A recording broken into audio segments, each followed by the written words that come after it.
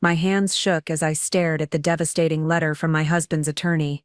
Derek had abandoned me with $485,000 in debt, fled to Monaco with his mistress Crystal, believing he'd left behind a helpless housewife with no resources, but what he didn't know was that I'd been secretly building a $12 million investment portfolio for 5 years. And when I discovered Crystal Rossi was actually a notorious romance scammer who'd been systematically draining wealthy men across 3 states, I realized I held the keys to destroying them both. The manila envelope sat innocuously on my kitchen counter. Before we jump back in, tell us where you're tuning in from, and if this story touches you, make sure you're subscribed, because tomorrow I've saved something extra special for you.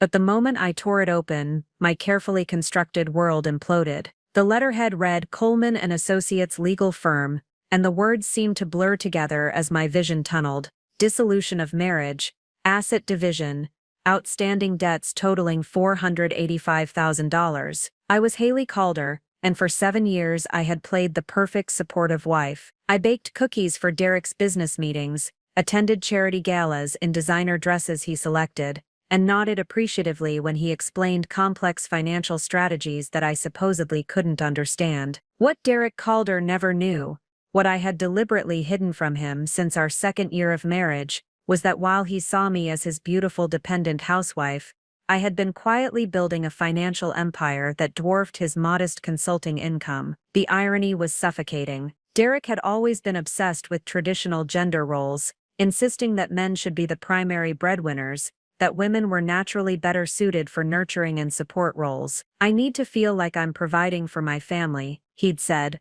early in our marriage when I suggested contributing more financially. It's important for a man's self-worth, so I had smiled, nodded, and played along, all while my secret investment accounts grew from thousands to millions. My phone buzzed with a text from an unknown number, and my stomach dropped as I read, "Derek told me you'd be devastated. Don't worry, I'll take good care of him. See."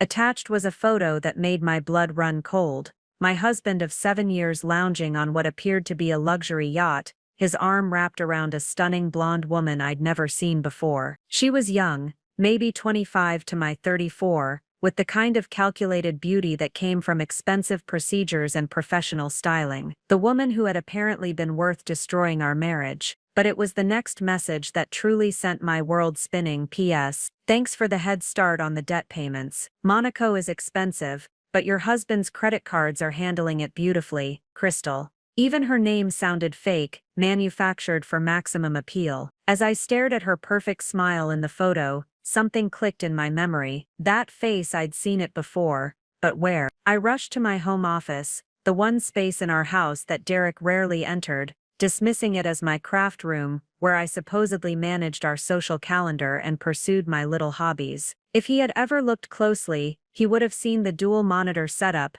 the financial news feeds, the encrypted hard drives containing records of my carefully hidden fortune. My real work happened here, in this room he considered frivolous, while Derek built his modest consulting practice, earning around $150,000 annually, and feeling proud of his provider status. I had been making strategic investments, trading currencies, and building a portfolio that now exceeded $12 million. The monthly statements came to a P.O. box across town. The accounts were held under my maiden name, Haley Reese, using my grandmother's address in another state. I pulled up my secure browser and began searching. Crystal Rossi Monaco scam, yielded nothing. Crystal Rossi romance fraud, still nothing. But when I tried blonde romance scammer luxury lifestyle, the results made my blood freeze. There she was, in a local news article from Phoenix dated 8 months ago. Local businessman loses $300,000 to romance scammer.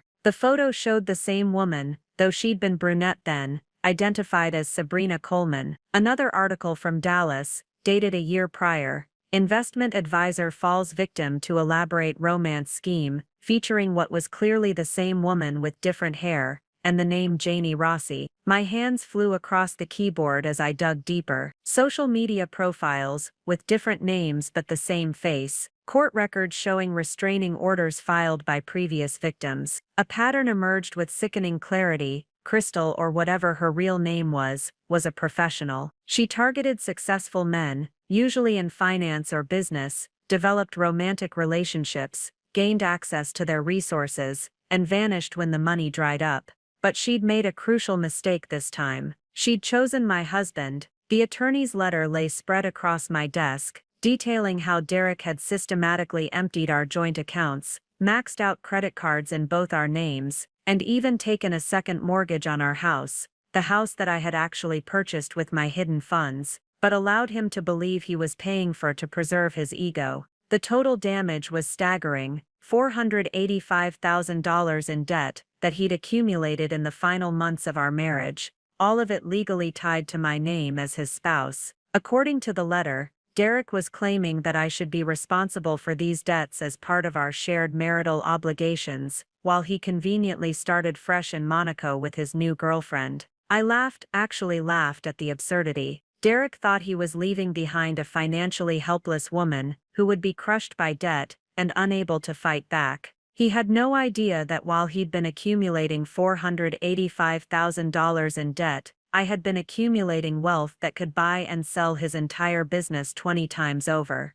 But more importantly, he had no idea that his precious Crystal was about to become the key to my revenge. I opened a new browser window and began researching everything I could find about romance scammers, their methods, their vulnerabilities. If Crystal thought she could manipulate my husband and disappear with his money that was technically half mine, she had severely underestimated her opposition. My phone rang, displaying Derek's number. For a moment, I considered answering, imagining his shock when I calmly informed him that not only was I not devastated by his abandonment, but I was actually relieved to be rid of him. Instead, I let it go to voicemail.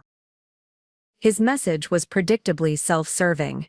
"Haley, I know this is hard to understand, but I've found real love. Crystal and I are meant to be together. I've left you enough in the joint account to cover essentials while you figure out your next steps. Try not to be bitter about this. It's better for both of us. Enough to cover essentials." I checked our joint account balance, $2,847.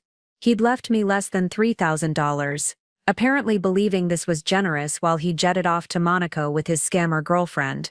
As I sat in my hidden financial command center, surrounded by evidence of both his betrayal and my secret wealth, a plan began forming. Derek wanted to play games with debt and financial manipulation. Perfect. I had been playing financial games at a level he couldn't even comprehend. And Crystal Rossi, or whoever she really was about to discover that she'd picked the wrong Mark's wife to mess with. The hunt was about to begin. The next 48 hours became a masterclass in digital forensics, as I systematically unraveled the web of deception Derek and Crystal had woven. What I discovered was so much worse than simple adultery. It was a calculated financial assassination that had been planned for months. My first stop was our shared credit card accounts. Derek had always handled the statements, claiming he wanted to protect me from financial stress, but now I accessed every account online using passwords I'd memorized years ago when he'd carelessly left his laptop open. The transaction history read like a romance novel written by someone with expensive tastes and no conscience. February, $15,000 charged to exclusive escapes travel agency for a business trip to Aspen that I now realized had been a romantic getaway. March, $8,500 at Cartier, for what the receipt described as tennis bracelet, white gold, diamond accents. I'd never received any jewelry from Cartier. April, $22,000 to Mediterranean yacht charters, and another $12,000 to Four Seasons Resort Monaco. But it was the pattern of cash advances that truly sickened me. Starting in January, Derek had been systematically taking maximum cash advances from every card we owned. $5,000 here, $10,000 there, always staying just below the limits that would trigger fraud alerts. The timing coincided perfectly with what I was learning about Crystal's previous relationships. I cross-referenced the dates with her social media presence, which I'd managed to track across multiple platforms despite her use of different names. In January, around the time the cash advances started, photos showed her dining at expensive restaurants in our city. By February, she was posting luxury shopping hauls with cryptic captions like "When someone appreciates your worth." Preparing and narrating this story took us a lot of time, so if you are enjoying it, subscribe to our channel. It means a lot to us. Now back to the story. March brought images of private jet travel and five-star resorts. The woman was documenting her scam in real time, and my husband had been funding it all. But the credit cards were just the beginning.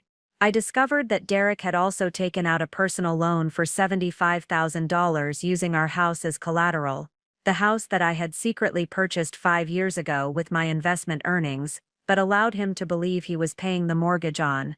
The loan application, which I found in his email drafts, listed his income as $180,000 annually, a figure inflated by nearly $30,000. More disturbing was what I found when I accessed his business accounts. Derek ran a small financial consulting firm, Calder and Associates, which primarily managed retirement portfolios for middle-class clients. His fiduciary duty required him to act in their best interests, but the account records showed a different story. Over the past 6 months, he had been gradually liquidating portions of client portfolios, ostensibly for rebalancing purposes, but instead of reinvesting the funds, he'd been transferring them to personal accounts.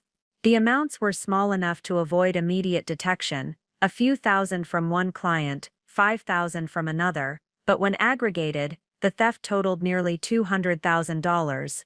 This wasn't just marital betrayal, this was embezzlement.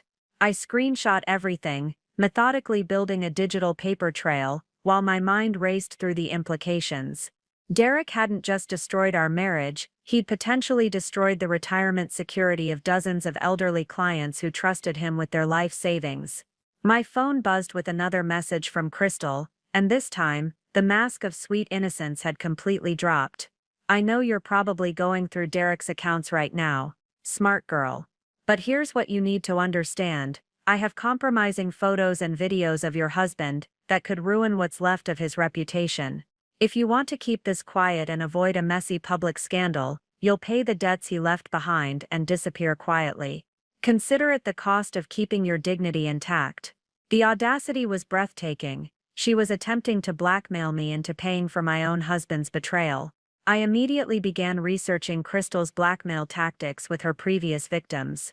The Phoenix businessman's case file, which I accessed through public court records, revealed a familiar pattern. After draining his accounts, Crystal had threatened to release intimate photos unless he paid an additional $50,000 in discretion fees. The Dallas investment advisor had faced similar demands, but what Crystal didn't know, what neither she nor Derek had bothered to investigate, was exactly who they were trying to manipulate. I opened my secure trading platform and reviewed my portfolio. $12.3 million across diversified investments, tech stocks, real estate investment trusts, cryptocurrency, precious metals and offshore accounts. The past 5 years of careful accumulation while playing the role of dutiful housewife had created a financial fortress that dwarfed anything in Derek's world. The beauty of my hidden wealth wasn't just its size, it was its complete invisibility to both of them. Every account used my maiden name, every statement went to addresses they'd never seen, every transaction was processed through brokerages that had no connection to our shared financial institutions. While Derek had been planning his escape with a professional scammer, believing he was abandoning a financially helpless woman, I had actually been building the resources to destroy them both. I drafted a response to Crystal's blackmail attempt. Interesting proposition. But before I consider your terms, I'm curious about your previous work in Phoenix and Dallas.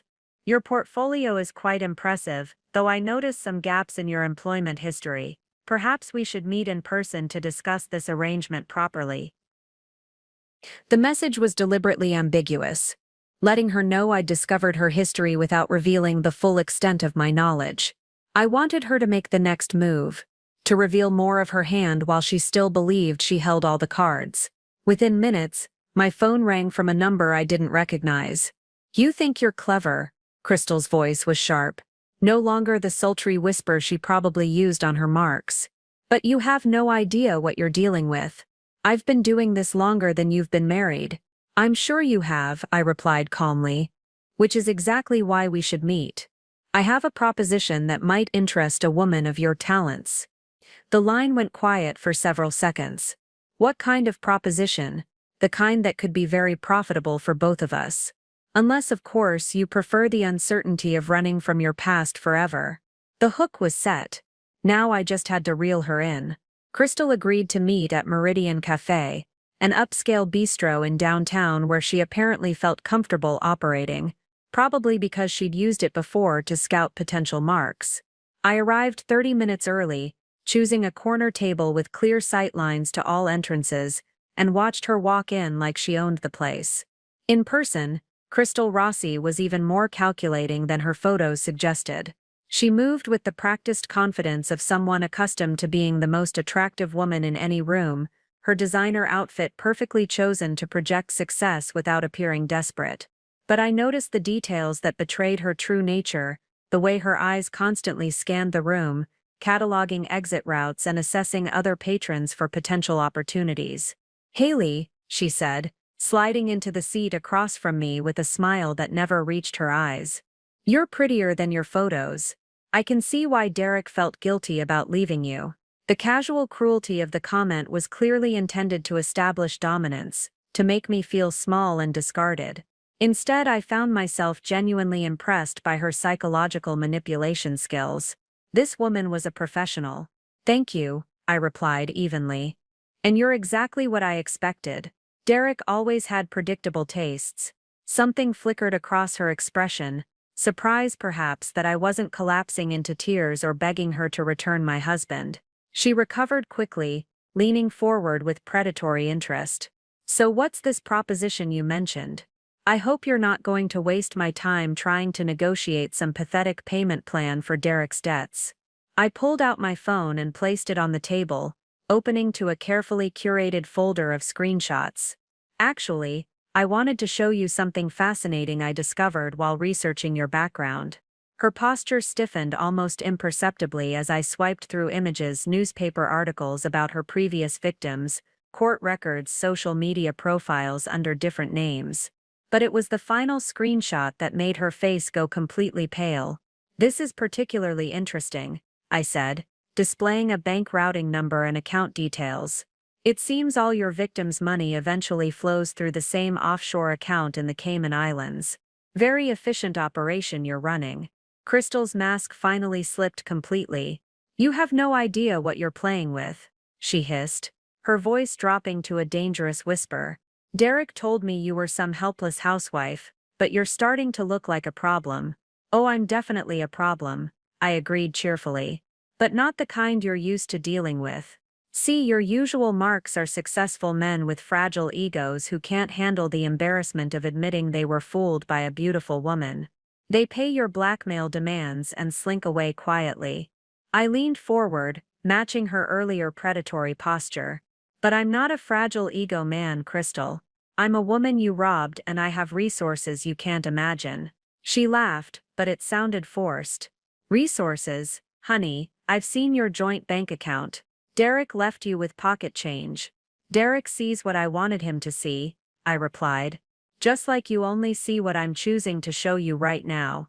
I swiped to another folder on my phone, this one containing documentation of every financial transaction Crystal had made in the past 6 months. Her face went white as she recognized hotel receipts, restaurant charges, jewelry purchases, all traced back to accounts she thought were anonymous. "How did you?" she started, then caught herself. "I'm very good with numbers, Crystal, and patterns. For instance, I noticed that you always transfer your victims' money through a series of shell companies before it reaches your main account. Very sophisticated, but every digital transaction leaves traces if you know where to look." The confidence was draining from her face by the second. This wasn't going according to any script she'd rehearsed. "What do you want?" she asked. "Finally, I want to understand exactly how long you've been working my husband," I said. "Because this wasn't a chance encounter, was it? You targeted him specifically." Crystal stared at me for a long moment, clearly weighing her options. Finally, she seemed to reach a decision. "Fine. You want the truth. I've been planning this for 8 months. Derek wasn't random. I research my marks very carefully. What made him attractive to you? His financial consulting business, obviously. Access to client accounts, established trust relationships with wealthy retirees. Plus his social media showed the perfect profile, successful man with a beautiful wife who he obviously took for granted. She smiled coldly. Men like that are desperate to prove they're still desirable. They're easy targets. The casual way she described manipulating my marriage was chilling, but I kept my expression neutral, and the plan was always to drain his accounts and disappear. Initially, yes. But then I discovered how much debt I could rack up in both your names before anyone noticed. Credit cards, personal loans, business lines of credit. Derek was surprisingly willing to sign anything I asked him to, especially after I convinced him that you were cheating on him. My blood went cold. Excuse me.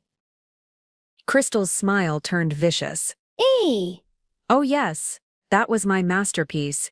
I created an entire fictional affair for you, complete with fake text messages, staged photos, even hired an actor to play your supposed lover. Derek was so hurt and angry that he wanted to punish you financially before he left.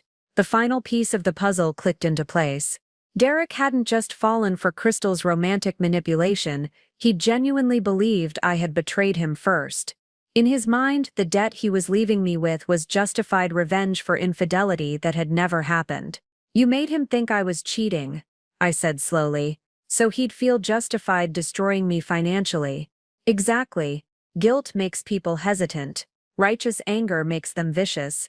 Crystal looked genuinely proud of her psychological manipulation. By the time we left for Monaco, Derek wasn't just running away with a new love, he was convinced he was getting revenge on an unfaithful wife. The sheer calculated cruelty of it was breathtaking. She hadn't just stolen my husband, she'd poisoned his memories of our entire marriage, ensuring he'd feel good about leaving me in financial ruin. That was a mistake, I said quietly. What was? Making it personal. Crystal's revelation about the fabricated affair had shaken me more than I wanted to admit, but I couldn't afford to process that emotional blow yet. I needed professional help, and I needed it immediately. After our tense cafe meeting ended with Crystal's parting threat, you have 72 hours to decide if you want to pay up quietly or watch your life become very public and very messy. I drove straight to the offices of Morrison & Hart, the most aggressive litigation firm in the city. Ezra Morrison was a shark in an expensive suit, the kind of attorney who specialized in high-stakes divorces and white-collar criminal defense. His corner office overlooked the financial district, and his walls were lined with photographs of him shaking hands with politicians, judges, and Fortune 500 executives. If anyone could navigate the legal minefield Crystal and Derek had created, it would be him.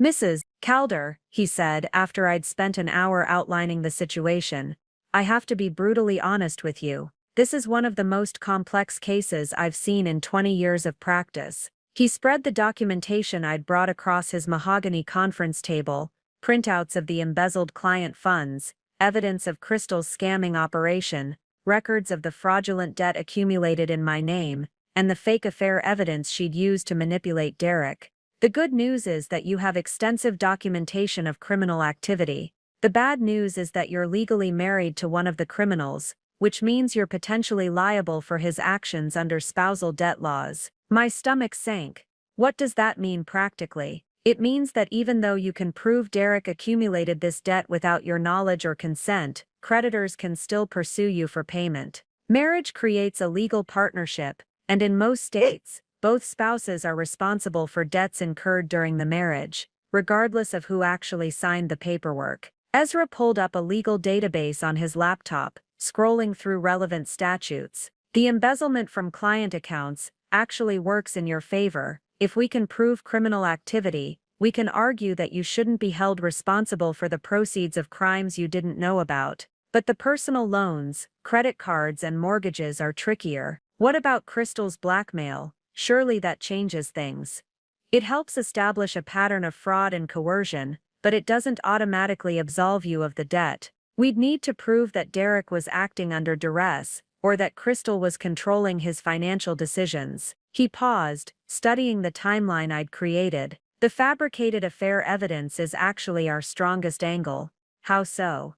If we can demonstrate that Derek was manipulated into accumulating debt based on false information, that his financial decisions were the direct result of psychological manipulation and fraud, we might be able to argue that the debts were incurred through criminal deception, rather than legitimate marital decisions. Ezra leaned back in his chair, his expression grim. But here's the reality, Mrs. Calder. Even with all this evidence, you're looking at months or potentially years of litigation. Criminal charges against your husband and his girlfriend could take just as long to prosecute. Meanwhile, creditors aren't going to wait for legal proceedings to conclude. He pulled out a calculator and started running numbers.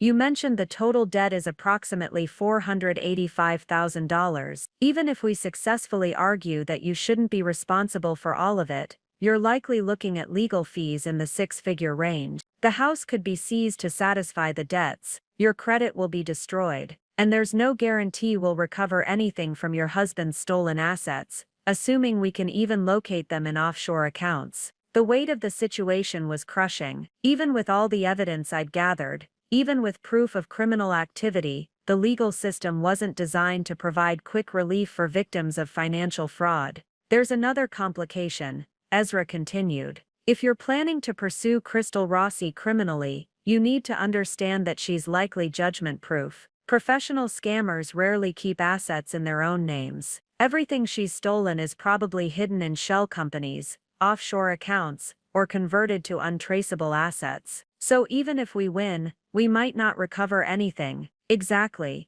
And pursuing her criminally could actually work against you in the civil proceedings. If she's facing serious jail time, she has every incentive to disappear with whatever money she's stolen rather than cooperating with asset recovery. I felt the walls closing in around me. The legal system that should have protected victims seemed designed to favor criminals who were sophisticated enough to exploit its weaknesses. What would you recommend? I asked finally. Ezra was quiet for a long moment, clearly weighing his words carefully. Honestly, if you were my sister, I'd tell you to consider bankruptcy. Cut your losses, discharge as much debt as possible, and start over. Fighting this could cost you everything you have and more. And if I did want to fight it, then we'd need to discuss a substantial retainer, probably $75,000 to start, and you'd need to be prepared for a long, expensive battle with no guarantee of success. He closed the laptop and looked at me directly. Mrs. Calder, I've seen too many people destroy themselves financially trying to pursue justice against criminals who've already demonstrated they have no conscience. Sometimes the smartest move is strategic retreat. As I drove home from Ezra's office, his words echoed in my mind.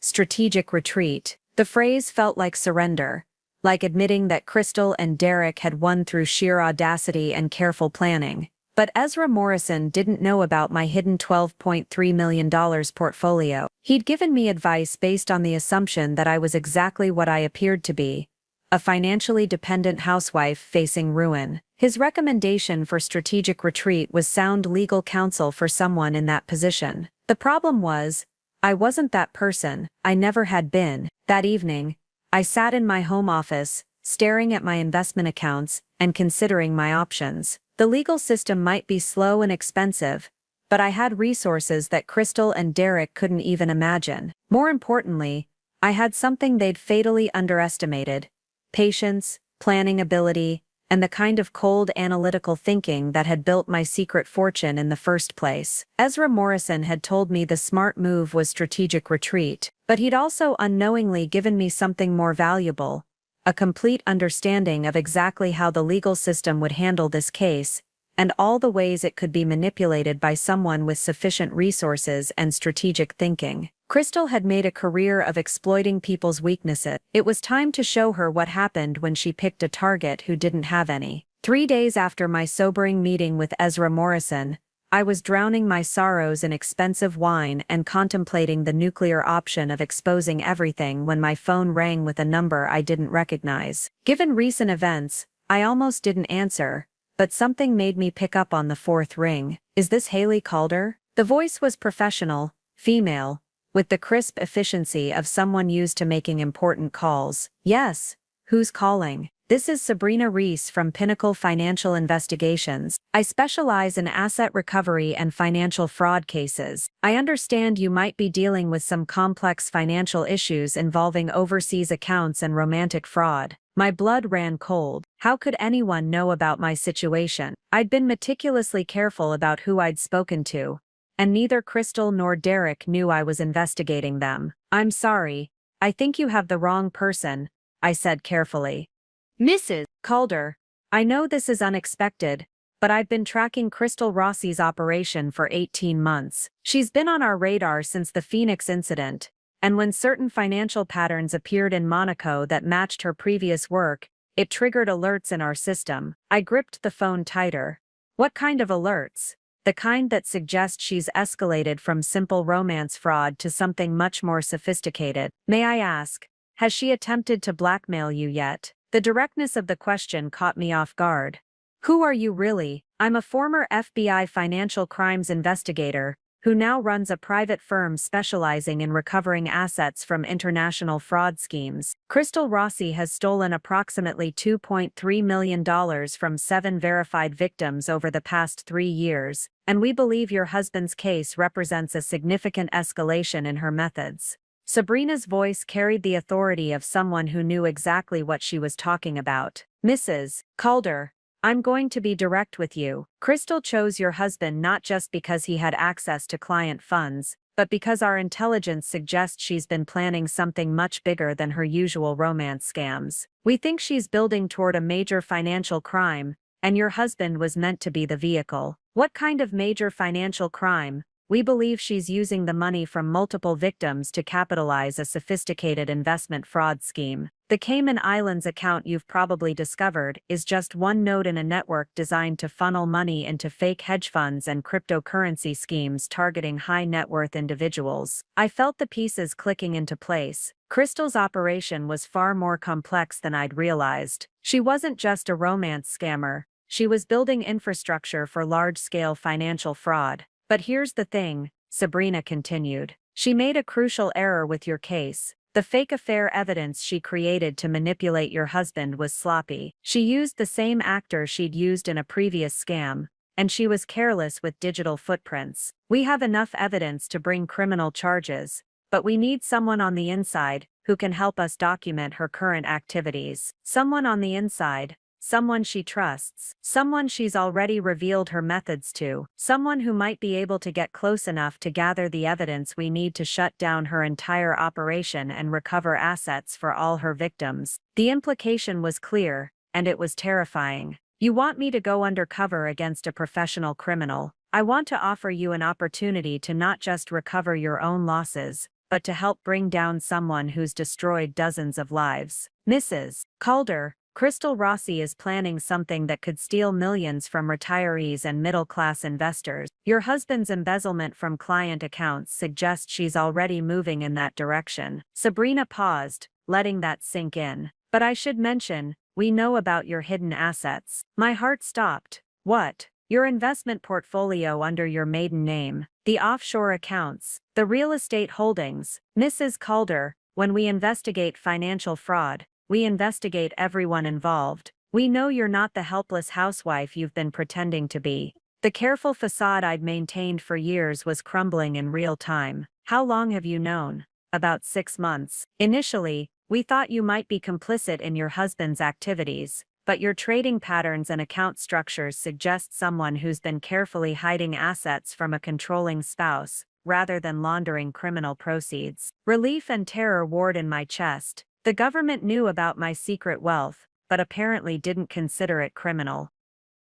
Mrs. Calder, your financial sophistication actually makes you perfect for this operation. Crystal thinks she's dealing with a naive victim, but you have the resources and intelligence to outmaneuver her if you're willing to take the risk. What kind of risk are we talking about?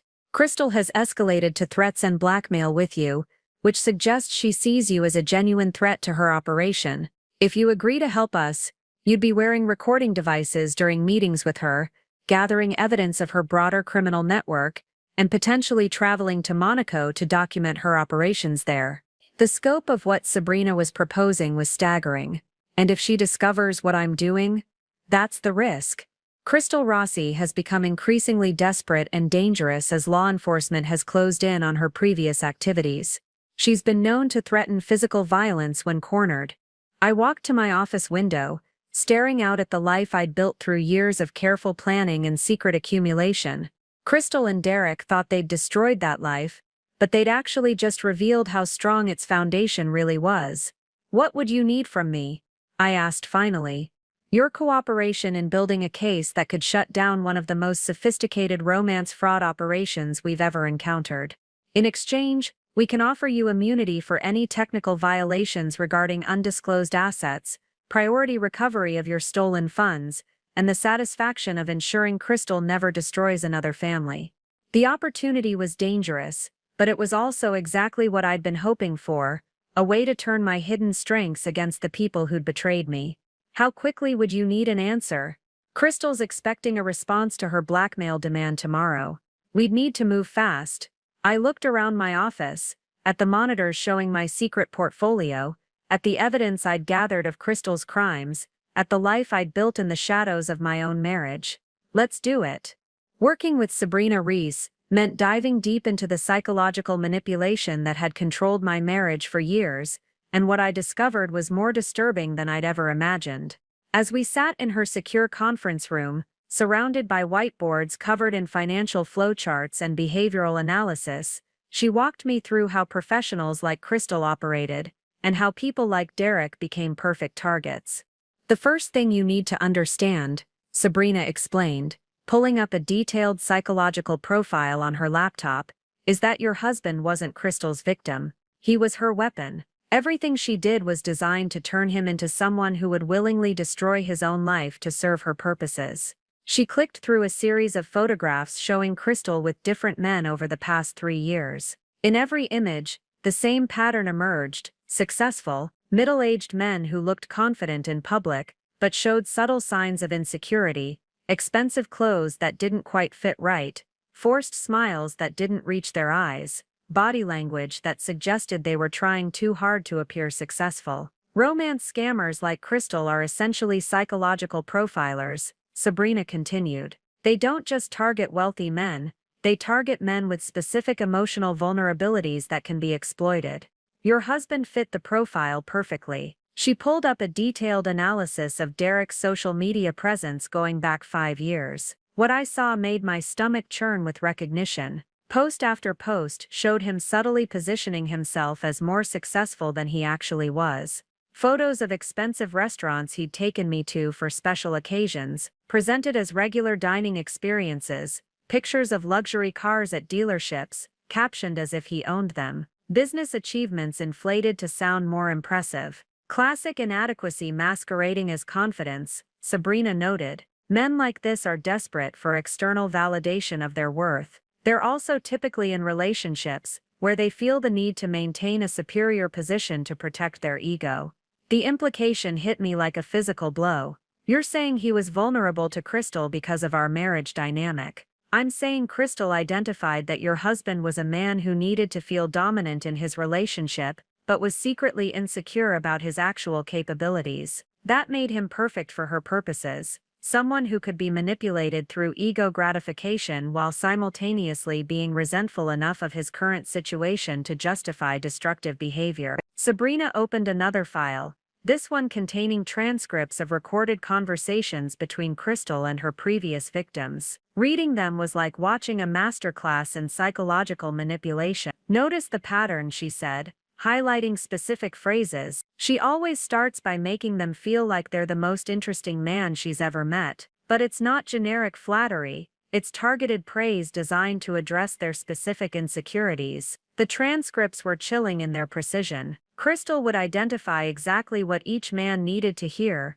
validation about their intelligence, their business acumen, their attractiveness, and then provide it in carefully measured doses. But more importantly, she would subtly undermine their existing relationships. "She doesn't directly criticize their wives or girlfriends," Sabrina explained. "Instead, she positions herself as someone who truly appreciates qualities that their current partners supposedly don't recognize or value. It's incredibly effective, because it makes the men feel like they've been unappreciated for years." I thought about my own marriage, about all the times I'd bitten my tongue when Derek made financial decisions I disagreed with, all the times I'd played down my own capabilities to protect his ego. I'd thought I was being supportive, but I'd actually been creating the exact dynamic Crystal needed to exploit. The fake affair evidence she created about you was particularly sophisticated, Sabrina continued, pulling up the fabricated text messages and staged photographs Crystal had used to convince Derek I was cheating. She didn't just make him believe you were unfaithful,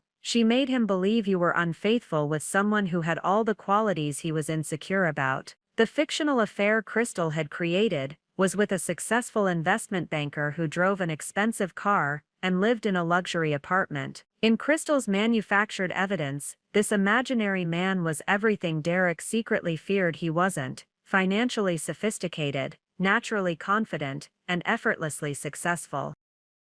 By the time she finished, your husband wasn't just angry about infidelity, Sabrina explained. He was convinced that you'd always seen him as inferior, that your entire marriage had been you settling for less while waiting for someone better to come along. The psychological precision was breathtaking and horrifying. Crystal had identified every insecurity Derek had about our relationship and weaponized them against both of us. But here's what I find most interesting about your case, Sabrina said, turning to a new section of her analysis. Crystal usually targets men who are isolated from strong support networks, men whose egos have been gradually separated from reality. Your husband had all the psychological vulnerabilities she looks for, but you represented an unexpected variable. What do you mean? Most of her victims' wives are actually financially dependent and socially isolated, exactly what your husband believed about you. But Crystal didn't do her homework thoroughly enough. She saw the surface dynamic of your marriage and assumed you fit the typical pattern of a financially powerless wife who would collapse under pressure. Sabrina pulled up financial records showing my hidden investment activity over the past 5 years. What she couldn't have anticipated was that you were essentially running a parallel financial life that demonstrated exactly the kind of strategic thinking and emotional control that makes people dangerous to criminals like her. The analysis of my trading patterns and investment strategies filled several pages. Sabrina had clearly spent considerable time studying my methods. The way you built your portfolio shows someone who's capable of long-term planning, risk assessment, and maintaining operational security under pressure. Those are exactly the skills needed to outmaneuver someone like Crystal Rossi. As I absorbed this analysis, I realized that my marriage hadn't just been destroyed by Crystal's manipulation, it had been built on a foundation that made that manipulation inevitable. Derek's need to feel superior had required me to appear inferior, and that dynamic had created exactly the vulnerability Crystal needed to exploit. So my marriage was doomed from the beginning, I said quietly. Your marriage was built on a lie, Sabrina corrected. But now we're going to use that lie against the person who weaponized it. The next morning, I walked into Pinnacle Financial Investigations as someone completely different from the woman who had discovered her husband's betrayal just a week earlier. Sabrina had assembled a team of specialists who would help me navigate the dangerous game of infiltrating Crystal's operation, and for the first time since this nightmare began, I felt like I was moving from defense to offense. Meet your new best friends, Sabrina said, introducing me to the team in their secure conference room. Aaron Coleman, our tech specialist who will be handling surveillance equipment and digital forensics. Janie Rossi, yes, she uses the same last name Crystal stole, our behavioral analyst who specializes in criminal psychology. And Norman Calder, no relation to you, our financial crimes specialist who will be tracking money movements in real time. Each team member had been specifically chosen for their expertise in dealing with sophisticated fraud operations. Aaron looked like he'd stepped out of a cybersecurity thriller, with multiple monitors showing encrypted communications and financial data streams. Janie carried herself with the quiet confidence of someone who'd spent years studying how criminals think. Norman's desk was covered with international banking regulations and asset recovery protocols. The first thing we need to establish, Janie explained, is your cover story for why you're suddenly willing to cooperate with Crystal's demands. She's going to be suspicious of any dramatic personality change, so we need a narrative that explains your apparent capitulation while positioning you to gather intelligence. We spent 2 hours crafting my new persona, a woman who'd been broken by the discovery of her husband's betrayal and was now desperate to avoid public humiliation. The story would be that I'd consulted with lawyers and realized I couldn't afford to fight the debt legally, so I was willing to pay Crystal's blackmail demands in exchange for her discretion. The beauty of this approach, Aaron added, is that it plays directly into Crystal's ego. She'll think her psychological manipulation worked perfectly, that she's successfully reduced you to a compliant victim. That overconfidence will make her careless. Norman pulled up a complex financial diagram showing Crystal's money movement patterns. We've identified 17 different shell companies and offshore accounts connected to her operation. If we can get her to reveal the control structures for even half of these, we can freeze assets across multiple jurisdictions and recover funds for dozens of victims. The scope of Crystal's criminal enterprise was staggering. This wasn't just romance fraud, it was international money laundering on a massive scale, with my husband's embezzlement being just one component of a much larger scheme. "Here's what we need you to do," Sabrina explained, handing me a detailed mission briefing. "Crystal is expecting you to contact her with your decision about the blackmail. When you call, you need to sound defeated but also curious about her business methods. Express admiration for her intelligence and success, stroke her ego while gathering information."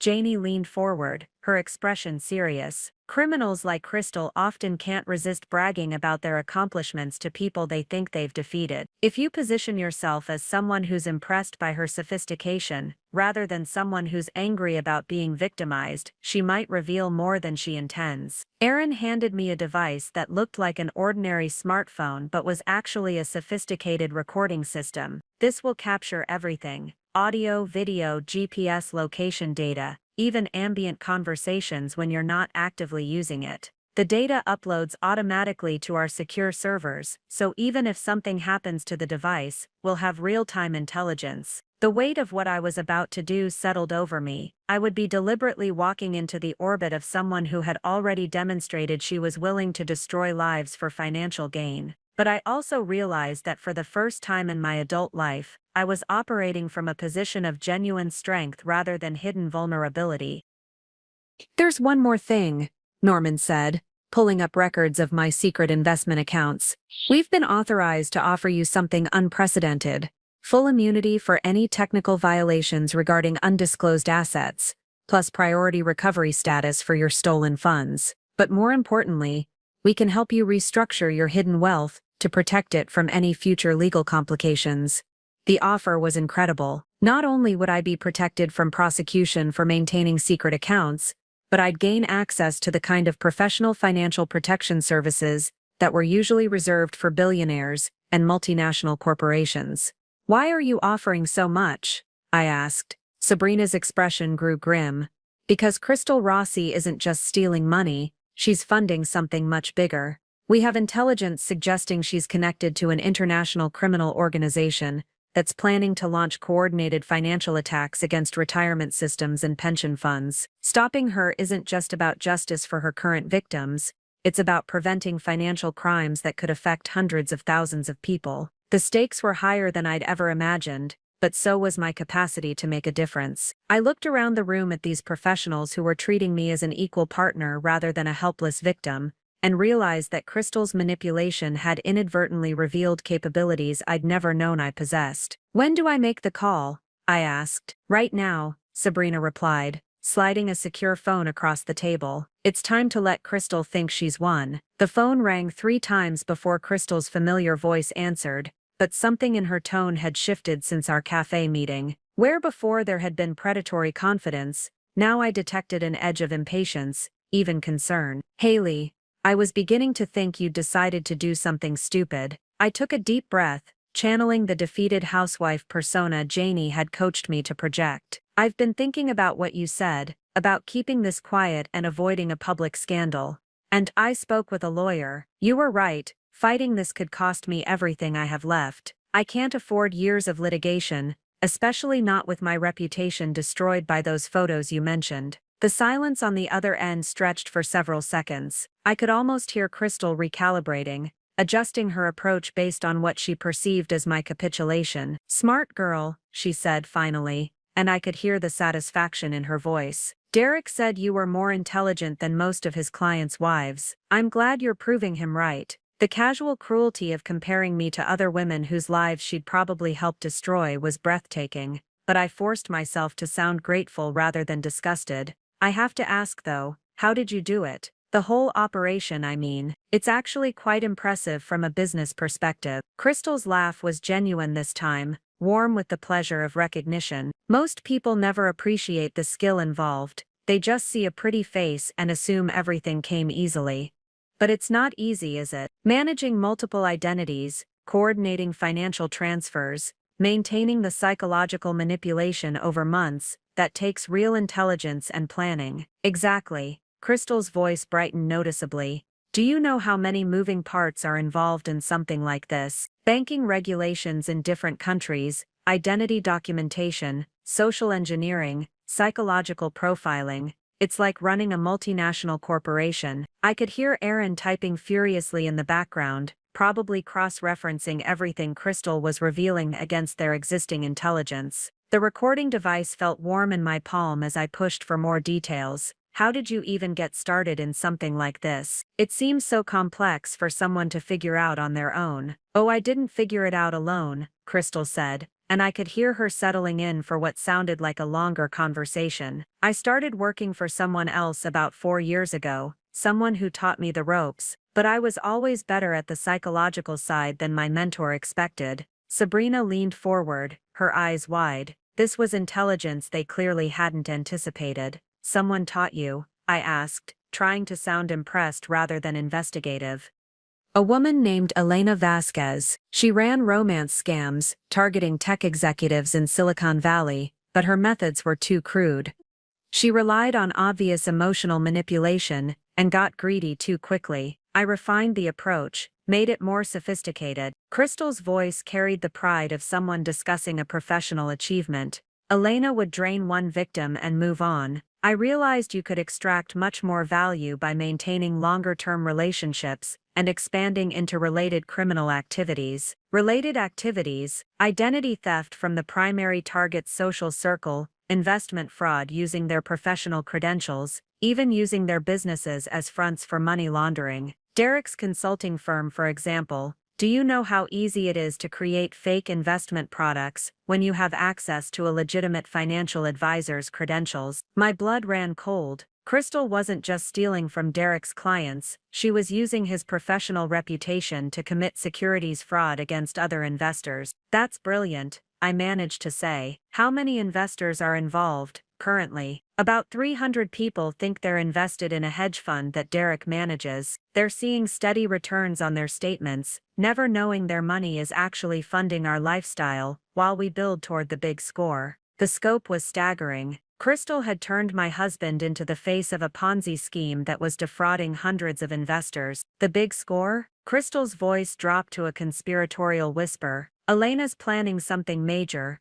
a coordinated attack on pension fund systems that could net tens of millions. But she needs more infrastructure, more legitimate front companies. That's why Derek was so valuable. His client relationships and professional credentials give us access to institutional investment networks. Norman was scribbling notes frantically, while Sabrina spoke quietly into another phone, probably alerting federal authorities about the pension fund threat. And now that you've left him in Monaco, how does that work? Oh, Derek's not staying in Monaco, Crystal laughed. That was just to throw off any investigators who might be tracking our movements. We're actually in Switzerland, setting up the infrastructure for the pension fund operation. Derek thinks he's helping me start a legitimate consulting business, but really he's building the framework for the biggest financial crime in Elena's career.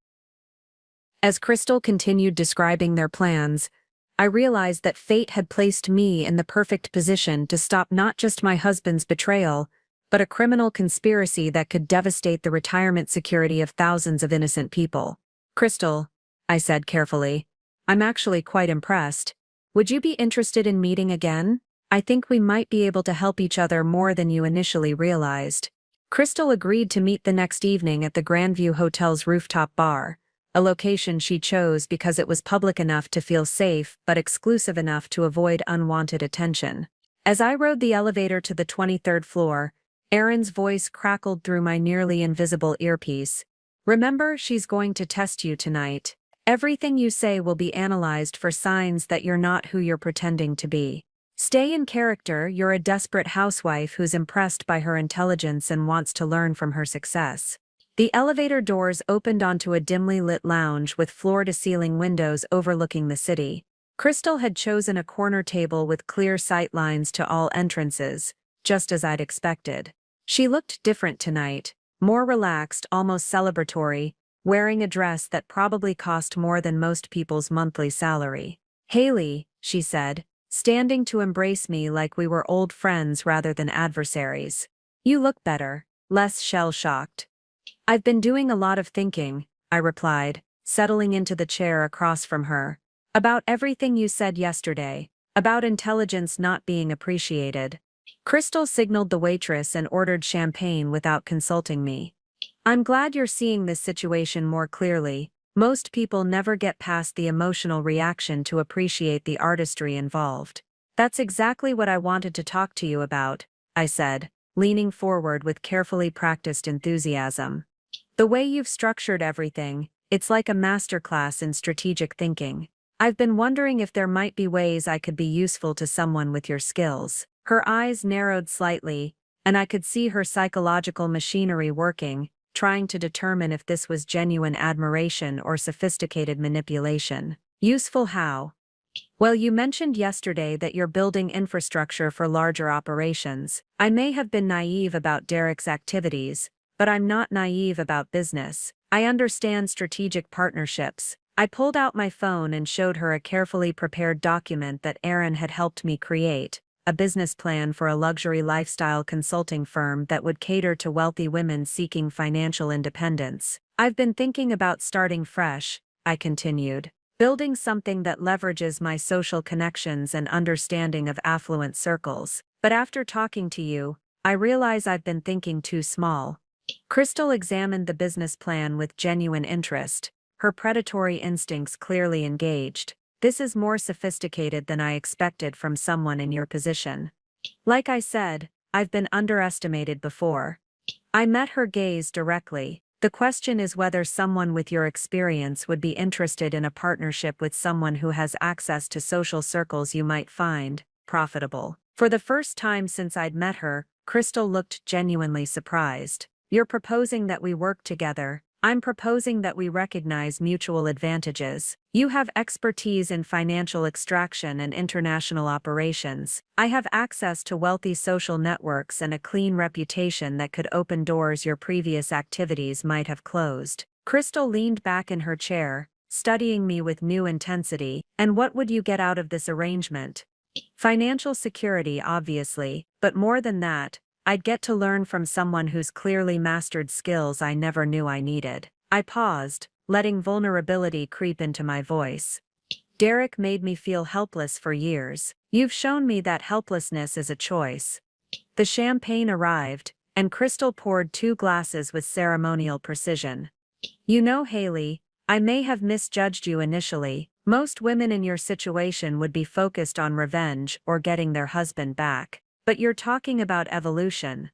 "Revenge is emotional," I replied, accepting the champagne. "Evolution is profitable." Crystal raised her glass in a toast to profitable evolution. As we drank, I could see her making calculations, weighing the potential benefits of bringing me into her operation against the risks of trusting someone she'd recently blackmailed. "There would need to be trust-building exercises," she said finally. "Ways for us to demonstrate mutual commitment before any serious collaboration could begin." "Of course. What did you have in mind?"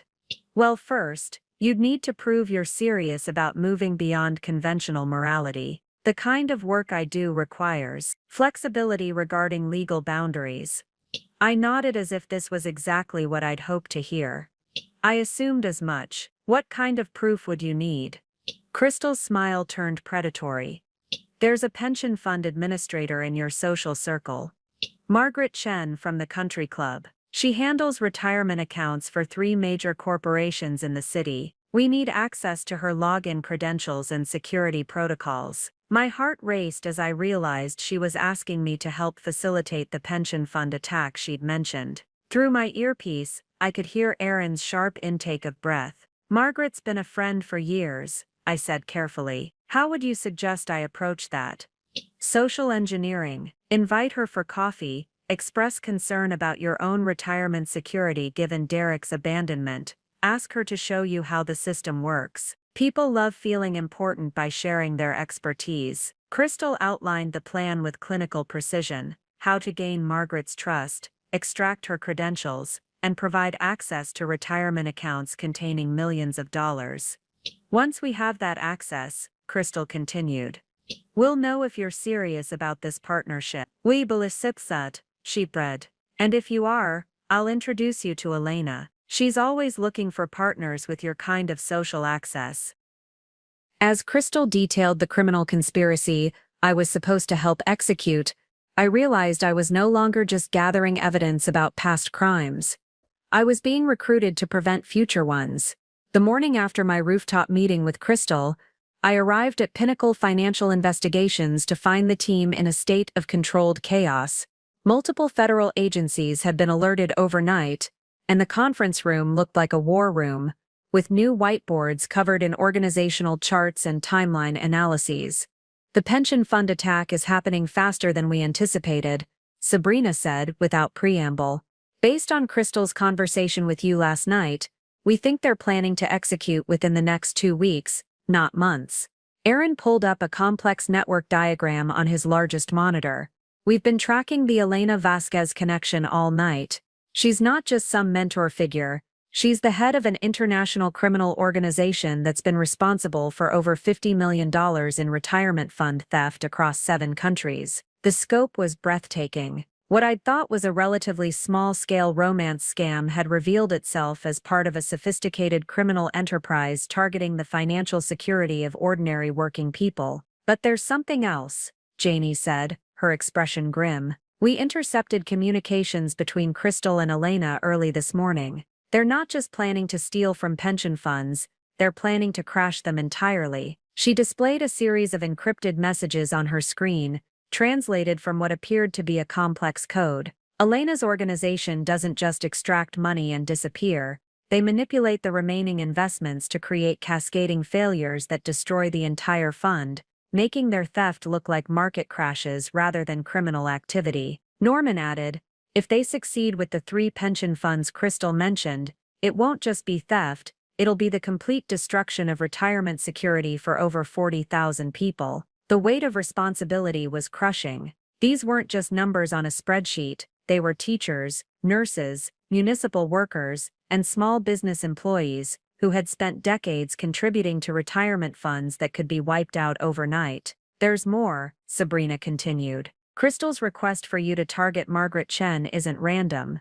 We've discovered that Margaret has administrative access to a central clearinghouse that processes transactions for multiple pension systems. If Elena's organization gains control of that access, they could potentially attack pension funds nationwide. I sank into a chair, overwhelmed by the implications. So Crystal wasn't just recruiting me for a single crime, she was positioning me to enable a massive financial attack. Exactly. And based on our analysis of Elena's previous operations, once they have what they need from you, you become a liability. People who can identify Elena's organization tend to have accidents or simply disappear. Aaron pulled up a series of news articles from different countries. Businessman D's in apparent skiing accident after reporting investment fraud. Former romance scam victim found dead in hotel room. Financial consultant disappears during investigation. Elena doesn't leave witnesses, he said quietly. If you help them access the pension systems, you won't live long enough to regret it.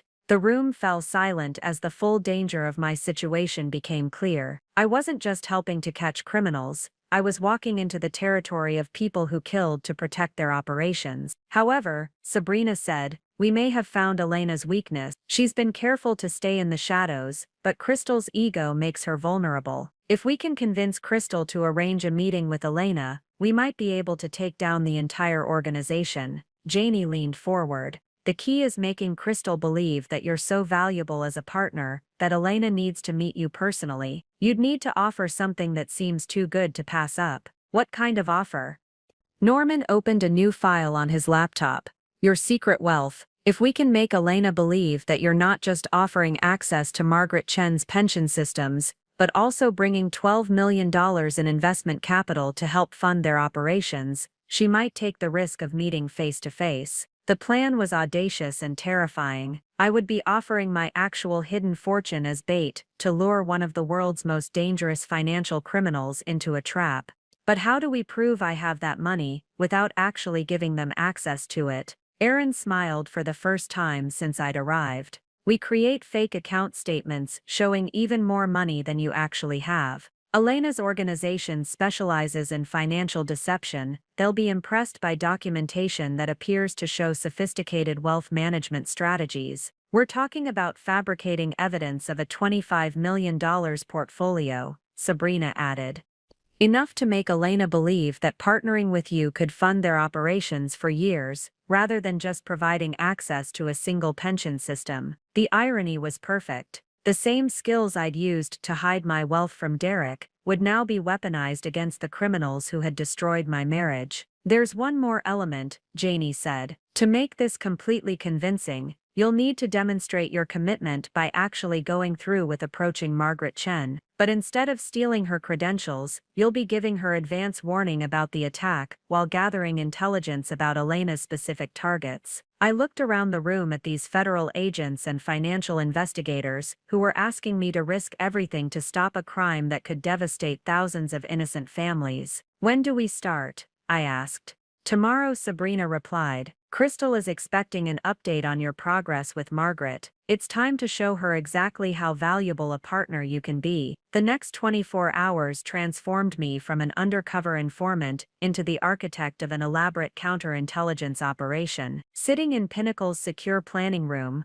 I found myself designing a strategy that would use every skill I developed during 5 years of secret wealth accumulation, combined with everything Crystal had unknowingly taught me about psychological manipulation. The key to this entire operation, I explained to the assembled team, is that Crystal believes she's turned me from victim to accomplice. She thinks my admiration for her intelligence is genuine, and that my willingness to commit crimes proves I'm fully under her influence. Sabrina nodded, studying the detailed plan I'd outlined on the whiteboard. But Elena will be more suspicious. She didn't personally manipulate you, so she'll be looking for signs that your conversion isn't authentic. Which is why the financial documentation has to be perfect, Norman added, spreading fake portfolio statements across the conference table. These documents need to show not just wealth, but the kind of sophisticated international investment strategies that would impress someone running a global criminal operation. Aaron had spent the morning creating what he called the most convincing fake financial records in federal law enforcement history. The fabricated portfolio showed $27 million in assets spread across offshore accounts, cryptocurrency holdings, rare metals investments, and private equity funds, all structured in ways that suggested I had been secretly building wealth for years while maintaining operational security. The beauty of this approach, Aaron explained, is that the investment strategies shown in these fake documents are actually based on real methods used by international criminals to hide stolen assets. Elena will recognize the sophistication and assume you're already operating at her level. But the most crucial element was my planned approach to Margaret Chen. Rather than simply warning her about the attack, we had developed a strategy that would allow me to gather detailed intelligence about the pension fund systems while actually strengthening their security. Margaret thinks you're meeting her for coffee to discuss your own retirement planning after Derek's abandonment, Janie said, reviewing the psychological profile we'd developed. She's naturally helpful and wants to educate people about financial security. If you approach this correctly, she'll volunteer information about system vulnerabilities while thinking she's helping a friend. The plan was elegant in its complexity. I would genuinely seek Margaret's advice about retirement planning, expressing realistic concerns about rebuilding my financial security. During our conversation, I would ask questions that seemed motivated by personal anxiety, but would actually reveal the specific security protocols Elena's organization needed to bypass. Meanwhile, Sabrina continued, we'll be monitoring Margaret's systems in real time. If Crystal's organization attempts to use any information you provide, we'll track their activities and potentially identify other members of Elena's network. Norman pulled up a map showing pension fund locations across 3 states. Based on Crystal's communications, we believe Elena is targeting funds that serve municipal employees, teachers, and healthcare workers. These funds typically have lower security budgets and less sophisticated protection systems. The targeting was particularly cruel.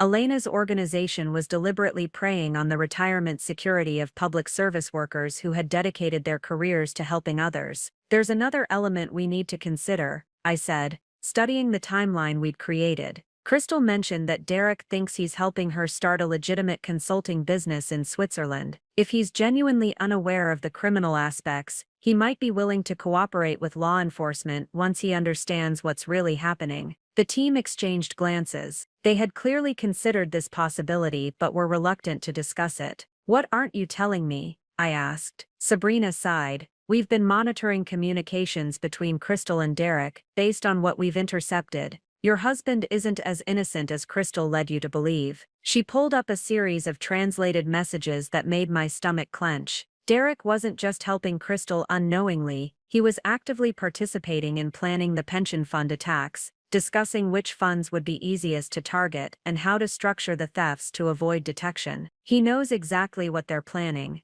Aaron said quietly. "In fact, some of the targeting strategies appear to be his ideas. He's been providing detailed analysis of pension fund management practices based on his client relationships." The betrayal felt fresh all over again. Not only had Derek abandoned me for a criminal, but he had become a criminal himself, using his professional knowledge to help steal from the same type of people he'd spent years serving as clients. "However," Janie added, "this gives us additional leverage. If we can document Derek's willing participation in planning these crimes, we can use the threat of prosecution to force his cooperation when we move against Elena's organization." I looked at the evidence of my husband's transformation from unfaithful spouse to active criminal, and realized that my emotional connection to him had completely dissolved. The man I'd married no longer existed, if he ever had. "Let's focus on stopping Elena," I said firmly. "Whatever happens to Derek is a consequence of his own choices." As we finalized the operational plan, I felt a strange sense of completion. The woman who had been betrayed and left with crushing debt was gone. In her place stood someone who understood power, strategy, and the precise application of leverage to achieve specific outcomes. Tomorrow I would begin the most dangerous phase of my transformation, convincing one of the world's most sophisticated criminals that I was worthy of her trust. The coffee meeting with Margaret Chen at Bluebird Cafe required preparation unlike anything I'd ever attempted. As I sat across from her at a window table, watching her expertly navigate her tablet to show me retirement planning software, I realized I was simultaneously gathering intelligence for a federal investigation while genuinely learning information that could protect thousands of innocent people.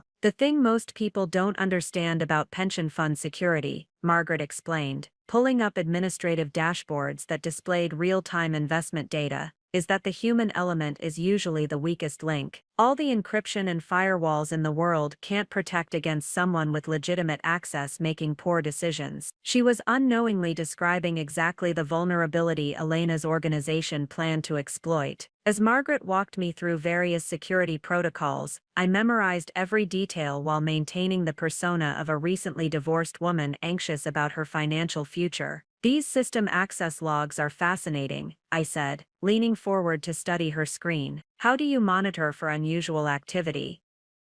"We have automated alerts for transactions above certain thresholds, login attempts from unusual locations, and pattern recognition software that flags behaviors inconsistent with normal administrative activities," Margaret replied, clearly pleased to share her expertise. Through my hidden earpiece, I could hear Aaron taking detailed notes. Every security measure Margaret described would help federal agents protect other pension systems from Elena's attacks, but Margaret's next revelation changed everything. "Actually, Haley, I'm glad you're taking retirement security seriously. We've been getting some concerning reports from colleagues in other states about sophisticated attempts to compromise pension fund systems. Just last week, someone in Texas reported that administrators were receiving very convincing phishing emails that appeared to come from federal regulators. My blood ran cold. Elena's organization was already actively probing pension fund defenses across multiple states. The emails requested updated access credentials for a supposed compliance audit,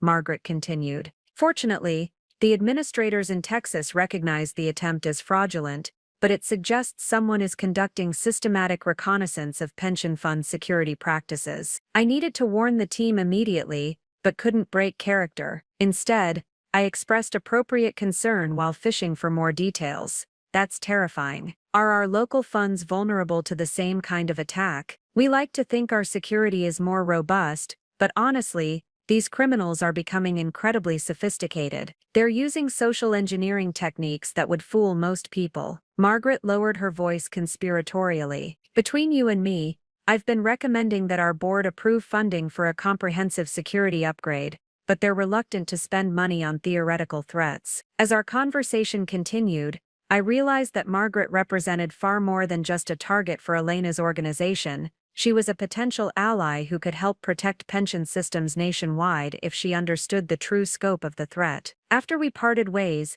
I drove directly to Pinnacle's offices, where the team was analyzing the intelligence I'd gathered in real time through my recording devices. The phishing attempts Margaret described match attack patterns we've seen Elena's organization use in other countries, Sabrina said, studying the transcripts. They're not just planning to attack, they're already conducting reconnaissance. Norman pulled up a map showing recent suspicious activities targeting pension funds across 6 states.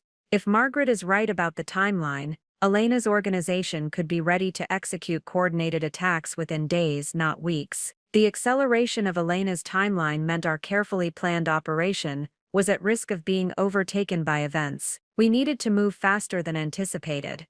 There's something else, Aaron added, displaying intercepted communications on his screen. Crystal sent a message to Elena about you 3 hours ago. She's recommending that Elena meet with you personally, describing you as a high-value asset with significant capital and strategic access. Janie studied the message carefully. Crystal's recommendation is stronger than we expected. She's not just vouching for your usefulness, she's positioning you as a potential game-changer for Elena's operations. The fake financial portfolio Aaron had created was working perfectly. Elena apparently believed I could provide both the access to pension systems and the funding to expand her criminal enterprise internationally. Elena's response came back 20 minutes ago, Sabrina said, pulling up the decoded message. She wants to meet you in person but not in the US. She's proposing a meeting in Switzerland, where she's apparently established a secure base of operations. The implications were staggering. Elena was inviting me to travel internationally to meet with her,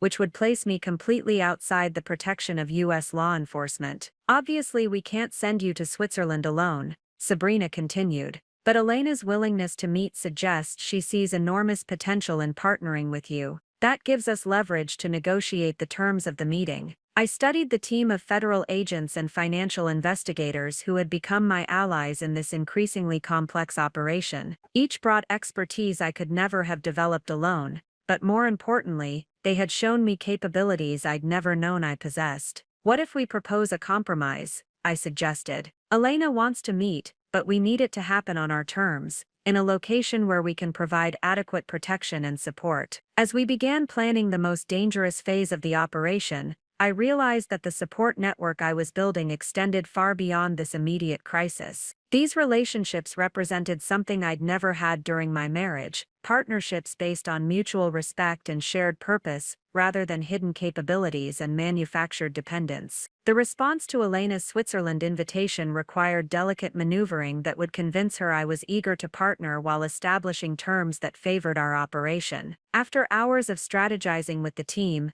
I crafted a message that would demonstrate both sophistication and calculated self-interest. I'm honored by your invitation to meet in Switzerland, I wrote to Crystal knowing she would forward it to Elena. However, given the sensitive nature of what we're discussing, and my current legal vulnerabilities due to Derek's activities, I need to propose a compromise that protects all parties involved. The message continued with carefully chosen language that would appeal to Elena's criminal instincts while serving our operational needs. What if we arranged a preliminary meeting in a neutral location, where you could evaluate my portfolio documentation, and I could demonstrate my access to the pension fund systems? If that meeting proves mutually beneficial, I'd be happy to travel to Switzerland for more detailed planning. Within 6 hours, Crystal called with Elena's response. Elena is intrigued but cautious, Crystal said, her voice carrying a new note of respect. She's impressed that you're thinking strategically about operational security, rather than just jumping at the opportunity to meet her. Through my earpiece, I could hear Aaron typing furiously, analyzing every word for intelligence value. She's proposed a meeting in Montreal, Crystal continued. It's close enough to the US for your comfort, but international enough that certain business discussions can happen without unwanted oversight. Montreal was perfect for our purposes, close enough for the team to provide support, but international enough to justify Elena traveling there personally. There are conditions though, Crystal added.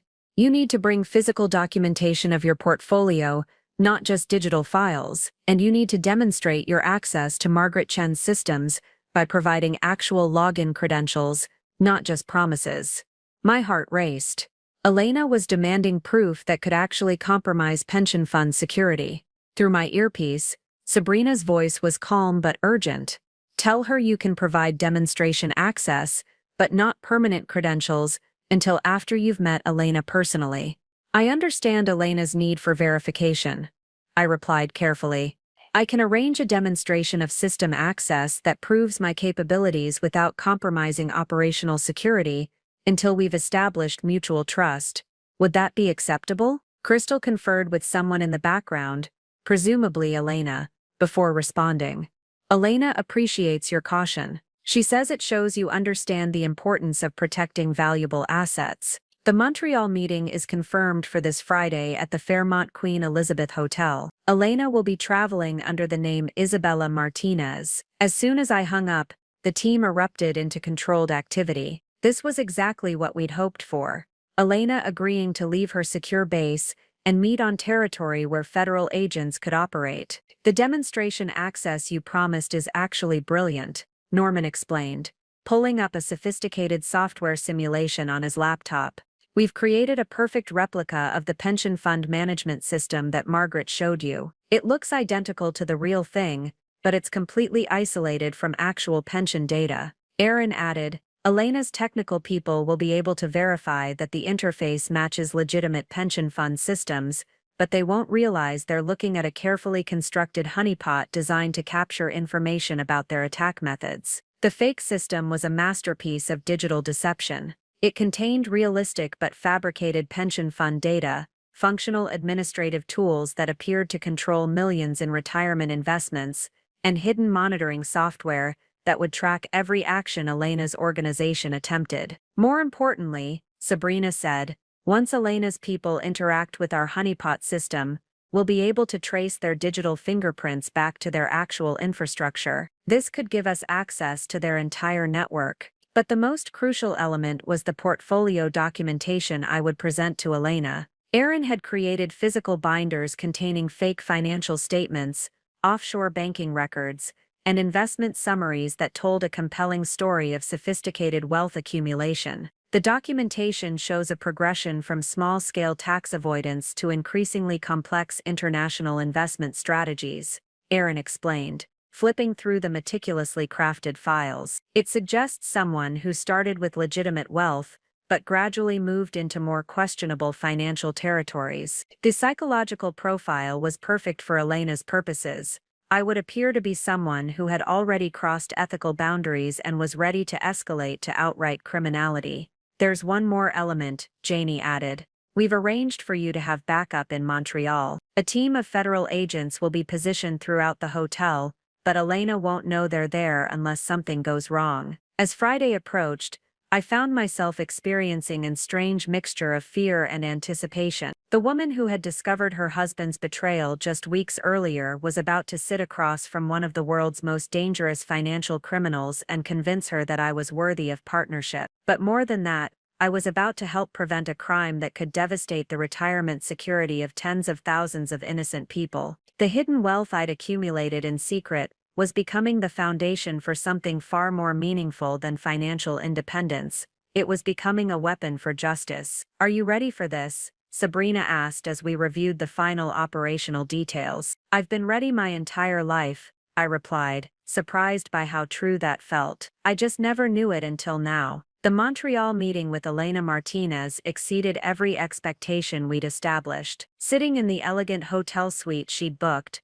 watching her methodically review my fabricated portfolio documents while her technical associate analyzed the honeypot pension system on his laptop, I experienced a profound shift in how I understood my own capabilities. Elena was nothing like I'd anticipated. Where Crystal projected predatory sexuality and obvious manipulation, Elena possessed the quiet authority of someone accustomed to commanding respect through competence, rather than charm. She was perhaps 50 years old, impeccably dressed in a way that suggested wealth without ostentation, and she spoke with the measured precision of someone who had never needed to raise her voice to be heard. "Your investment strategies are impressive," she said, closing the final binder of fake financial records, particularly the offshore structuring through the Cayman subsidiaries. "Most people attempting to hide assets make elementary mistakes that expose them to regulatory scrutiny. Through my hidden recording device, I knew Aaron was capturing every word for analysis by federal financial crimes specialists. I learned early that patience and sophistication are more valuable than speed and aggression," I replied, channeling the persona we'd carefully constructed. "My marriage taught me that appearing less capable than you actually are can be a powerful strategic advantage." Elena smiled, the first genuine expression I'd seen from her. "Yes, Crystal mentioned your husband's interesting misconceptions about your abilities. Men often see what their egos need them to see, rather than what's actually there." Her associate, a thin man with nervous energy who'd introduced himself only as Marcus, looked up from his laptop. "The pension system access is legitimate. She's got administrative privileges for 3 major funds totaling approximately $800 million in assets. The honeypot was working perfectly. Marcus had no idea he was analyzing a sophisticated simulation rather than real pension fund data. However," Elena continued, studying me with calculating eyes, "before we discuss partnership possibilities, I need to understand your motivation. Why would someone with your resources and apparent domestic stability choose to enter our world?" This was the crucial moment, the psychological test that would determine whether Elena believed my transformation from housewife to criminal partner was authentic. "Because domestic stability was an illusion," I replied, allowing controlled anger to enter my voice. "For 7 years, I built wealth in secret while pretending to be financially dependent on a man who ultimately betrayed me with a woman young enough to be his daughter. I played a role that diminished me while he accumulated debt in my name and planned to abandon me to financial ruin." I leaned forward, meeting Elena's gaze directly. "I spent years hiding my capabilities to protect his ego. Now I want to use those capabilities for my own benefit, without apology or limitation." Elena nodded slowly. "And the collateral damage, the pension fund beneficiaries who will lose their retirement security. Should I care more about strangers' retirement plans than my husband cared about our marriage vows?" I asked. "Besides, we're not destroying wealth, we're redistributing it to people intelligent enough to take advantage of opportunities." The callousness in my voice was completely fabricated, but Elena seemed convinced by the bitter logic. "There's wisdom in that perspective," she said finally. "Most people are limited by emotional attachments to conventional morality. Success requires the ability to see beyond such constraints." Marcus closed his laptop and nodded to Elena. "The technical capabilities check out. If she can provide the access she's demonstrated, we could execute the pension fund operation within 2 weeks." Elena stood and walked to the suite's floor-to-ceiling windows, gazing out at Montreal's skyline. "Very well. I'm prepared to offer you a partnership position in our organization. Your portfolio provides the operational funding we need for expansion, and your pension system access enables immediate revenue generation." Through my earpiece, Sabrina's voice was barely audible. "Perfect. Keep her talking about operational details." "What would partnership look like practically?"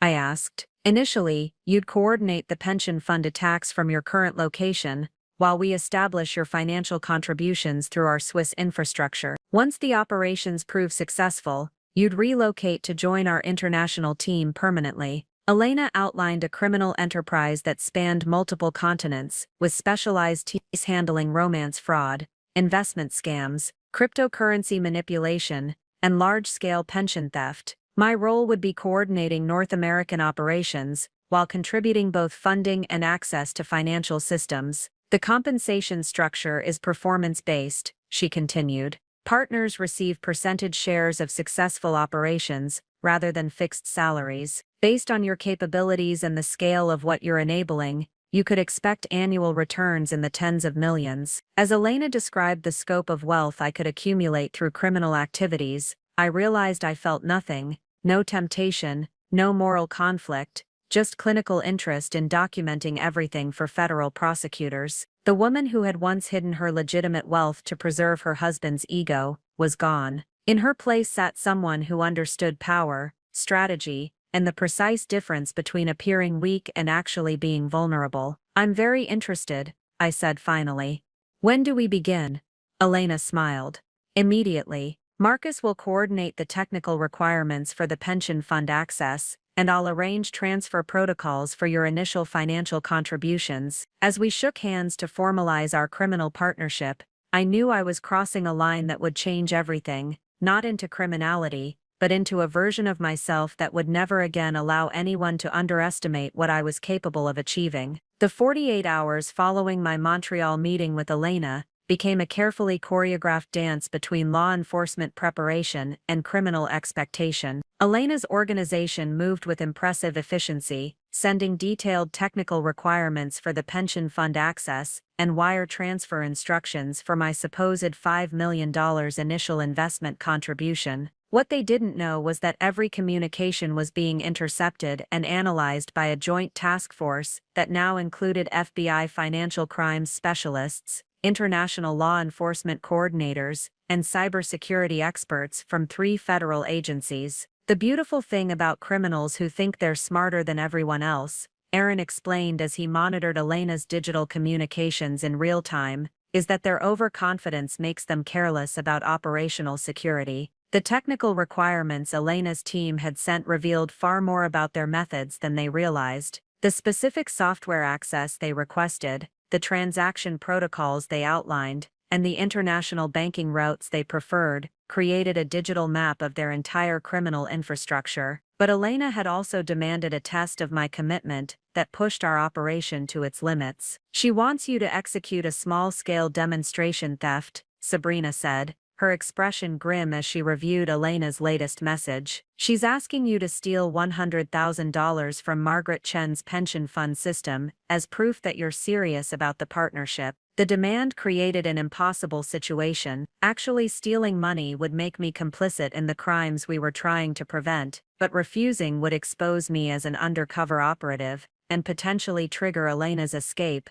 before we could arrest her. However, Norman added with a slight smile, "Elena doesn't know that we've been working with Margaret Chen for the past week." They had briefed Margaret on the investigation after our coffee meeting, and she had volunteered to help create an elaborate deception. The pension fund system Elena's organization thought they were targeting was actually an isolated simulation loaded with fake data and designed to capture detailed information about their attack methods. Margaret will execute a legitimate internal transfer that will appear to Elena's monitoring systems as if you've stolen $100,000, Aaron explained. The money will actually move between 2 accounts within the same pension fund, causing no harm to beneficiaries, but creating the electronic signature Elena's people are looking for. The plan was elegant, but it required precise timing. Elena had scheduled the demonstration theft for Friday afternoon, with the expectation that I would transfer the stolen funds to an offshore account she controlled by Monday morning. That gives us a 72-hour window to trace the money movement back to Elena's complete financial net worth, Sabrina said. "Once we understand how her organization processes stolen funds, we can freeze assets across multiple jurisdictions simultaneously." Thursday evening, as I prepared for what would likely be the final phase of the operation, my phone rang with a call that changed everything. "Haley, it's Derek. My husband's voice carried a desperation I'd never heard before, even through the careful control he was trying to maintain. "I need to warn you about something," he continued before I could respond. "Crystal isn't who you think she is. She's involved with dangerous people, and I think they're planning to use information about you to commit serious crimes." The irony was staggering. After months of betrayal and criminal conspiracy, Derek was apparently having second thoughts about the woman he'd abandoned me for. "What makes you think that?" I asked, signaling to Aaron to start recording. "I've been overhearing conversations between Crystal and someone called Elena. They're planning to steal money from pension funds, and they keep talking about using your friend Margaret as an access point." His voice broke slightly. "Haley, I think I've been manipulated into helping them plan financial crimes that could hurt innocent people." Through my earpiece, Sabrina whispered urgent instructions. "Keep him talking. Find out how much he knows about Elena's broader organization." "Derek, where are you right now?" I asked. "Switzerland, but not in Monaco like I told you. We're in a compound outside Zurich with several other people who seem to be running similar operations in different countries. I think Crystal brought me here to provide legitimacy for a major financial crime, not to start a consulting business." The compound location was intelligence gold. Elena's organization apparently operated from a centralized facility that housed multiple criminal teams. "Listen to me carefully," I said, making a decision that surprised even me. "You need to get out of there immediately. These people are more dangerous than you realize, and law enforcement is closing in on their operations." "Law enforcement? How do you—" Derek stopped, and I could hear the pieces clicking together in his mind. "Haley, what have you been doing?" "What I should have done years ago, protecting myself and other innocent people from criminals like Crystal and Elena." There was a long pause before Derek spoke again, his voice hollow.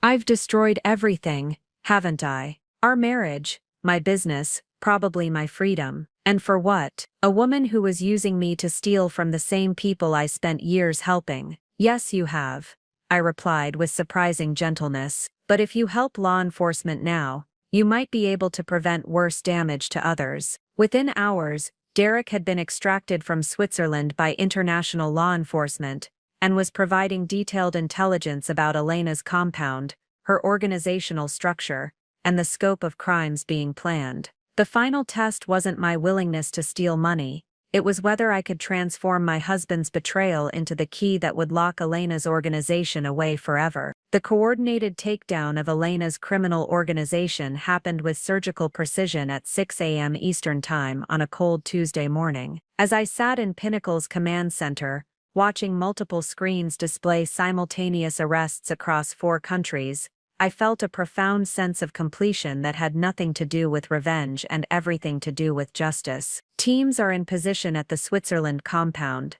Agent Coleman's voice crackled through the communications system. "We have Elena Martinez in custody along with 7 associates. Crystal Rossi was arrested at the Zurich airport, attempting to board a flight to Singapore." Aaron pulled up financial tracking data, showing the real-time freezing of assets across 17 different accounts.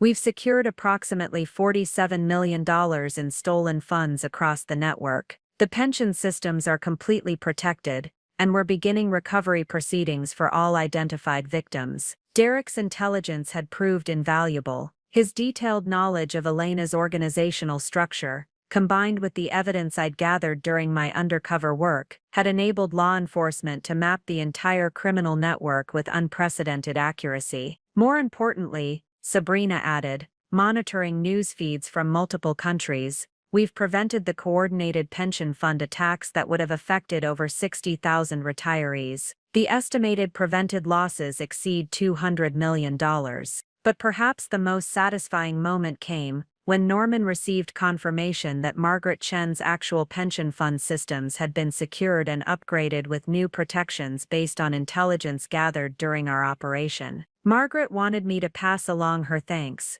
Norman said with a slight smile. "She said that helping expose this threat was the most important work she's ever done, and that the security improvements we've implemented will protect retirement funds for years to come." As the immediate operational excitement subsided, attention turned to the complex legal proceedings that would determine everyone's fate. Derek's cooperation had earned him a plea agreement that would result in probation and restitution rather than prison time, but it also meant testifying against Elena's organization in multiple jurisdictions. He'll lose his financial advisor license permanently, Ezra Morrison explained during a briefing about the legal outcomes, and he'll be required to pay full restitution to the clients whose money he embezzled. But given the scale of what he helped prevent, prosecutors were willing to structure a deal that allows him to rebuild his life legitimately. Crystal faced far more serious consequences. Her pattern of romance fraud, money laundering, and attempted pension theft across multiple states had resulted in federal charges that could lead to decades in prison. She's already trying to negotiate a cooperation agreement,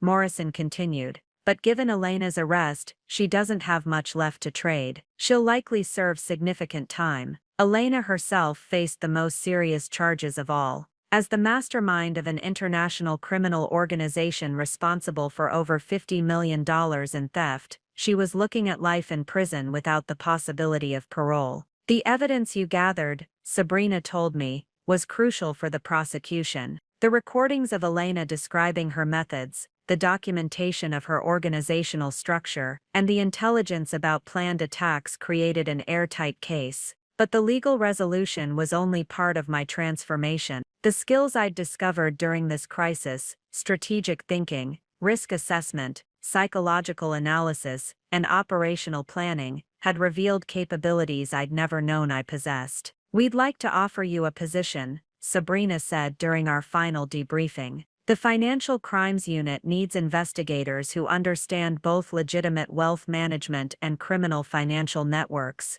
Your combination of investment expertise and undercover experience is exactly what we need. The offer was tempting, but I'd already decided on a different path. My experience with Elena's organization had shown me how many people were vulnerable to financial manipulation and fraud. I wanted to use my skills to protect potential victims, rather than just prosecute criminals after the damage was done. I'm going to start a consulting firm, I explained. Financial security analysis for individuals and organizations, help people recognize and defend against the kinds of psychological and economic manipulation that Elena's organization specialized in. Aaron looked up from his computer with interest. That's actually brilliant. Most people have no idea how sophisticated these criminal operations have become. Education and prevention could be more effective than prosecution alone. Within 6 months, Calder Financial Security had become one of the most sought-after consulting firms in the region. My client list included pension fund administrators, wealthy individuals concerned about romance fraud, and corporations seeking to protect their executives from financial manipulation. The irony wasn't lost on me that my secret wealth, originally hidden to protect my husband's ego, had become the foundation for a business dedicated to helping others protect their financial security through transparency and education. But perhaps the most profound change was personal. The woman who had once hidden her capabilities to preserve a marriage built on false premises had evolved into someone who used her strengths openly and without apology. When Derek called 6 months after his sentencing to apologize and ask if we might consider reconciliation, my response surprised even me. I forgive you, I said, meaning it completely. But the woman you betrayed no longer exists. I've built something better from what you left behind. The conversation was brief, cordial, and final. I had genuinely moved beyond anger into something more powerful, complete independence from needing his validation, approval, or presence in my life. That evening, reviewing my business plans in the home office where this journey had begun, I reflected on how completely my life had changed. I was no longer someone things happened to. I was someone who made things happen.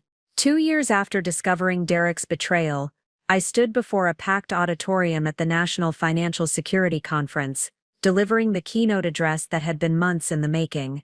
The title of my presentation, From Hidden Assets to Visible Strength, Building Financial Independence Through Strategic Transparency, represented everything I'd learned about the difference between secrecy born from fear and privacy maintained through strength. Financial manipulation succeeds when victims are isolated, ashamed, and convinced they have no alternatives. I told the audience of financial advisors, law enforcement officials, and fraud prevention specialists. But the most powerful defense against economic abuse isn't just knowledge, it's the confidence to use that knowledge without apology. In the front row, Margaret Chen smiled and nodded. She'd become not just a friend but a business partner, helping me develop security protocols that had been adopted by pension fund systems across 12 states. Our collaboration had prevented an estimated $500 million in potential theft over the past 18 months. The woman who hid $12 million from her husband wasn't protecting her marriage. I continued, sharing the story that had become central to my consulting work. She was enabling a dynamic that made both partners vulnerable to exactly the kind of manipulation they eventually faced. The audience was riveted as I walked them through the psychological tactics Elena's organization had used, the warning signs that could help others recognize similar threats, and the strategic responses that had turned a personal crisis into a tool for protecting thousands of innocent people. After my presentation, a young woman approached me with tears in her eyes. "My fiancé has been pressuring me to combine our finances and let him manage our investments," she said. "After hearing your story, I realize he's been using some of the same manipulation tactics you described. Thank you for helping me see the difference between partnership and control." These conversations had become the most meaningful part of my work. Every person who recognized manipulation before it could destroy their financial security represented a victory that mattered more than any criminal prosecution. Back in my hotel room that evening, I reviewed the latest quarterly report from Calder Financial Security. The firm now employed 12 specialists and had consulted on cases involving over $200 million in protected assets.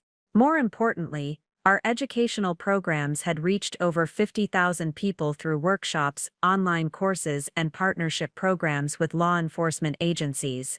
My phone chimed with a message from Sabrina Reese, who had become both a professional colleague and genuine friend. "Saw your conference livestream. Elena's parole hearing was denied again today. She'll serve at least another 15 years before her next review.